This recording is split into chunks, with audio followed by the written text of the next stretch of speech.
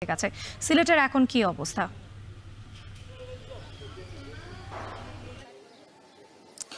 রাত্রি সিলেটের একই অবস্থা। দেশের অন্যান্য জায়গার মতোই কিন্তু কেন্দ্র ঘোষিত কর্মসূচি পালন করছেন বাংলাদেশ মাধ্যমিক শিক্ষক সমিতি। তারা কিন্তু বলছেন যে মুক্তিযুদ্ধের পর থেকেই তারা বৈষম্যের শিকার হচ্ছেন, তারা পদোন্নতি বঞ্চিত রয়েছেন। এর পাশাপাশি যদি বলি তাদের যে প্রথম যে দাবিটি, সেই দাবিটি হচ্ছে যে তাদের এন্ট্রি পদটি বিসিএস ক্যাডারভুক্ত করতে হবে, অর্থাৎ নবম গ্রেডে তাদেরকে চাকরির প্রথম যে সুযোগটা দিতে হবে। এবং এর পরবর্তীতে তারা চাচ্ছেন যে এখানে যত ধরনের শূন্য পদ রয়েছে সেগুলোতে যেন পদোন্নতির মাধ্যমে শূন্য পদগুলোকে পরিপূর্ণ করা হয়।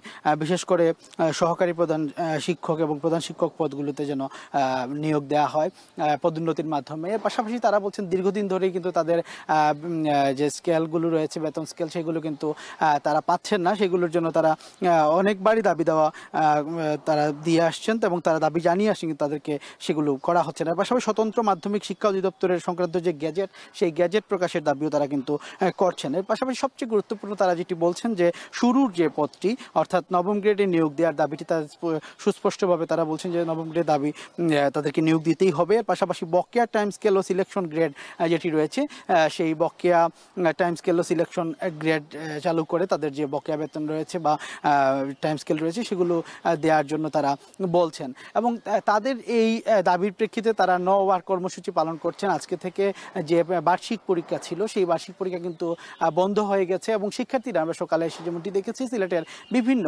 সরকারি স্কুলগুলোতে কিন্তু শিক্ষার্থীরা এসে তারা ফেরত গিয়েছেন।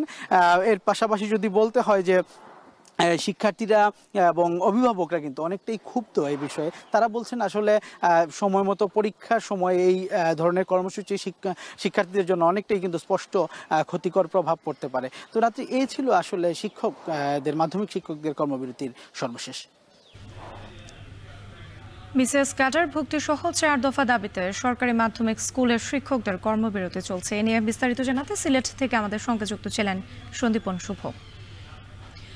মহান বিজয়ের মাস জাতিকে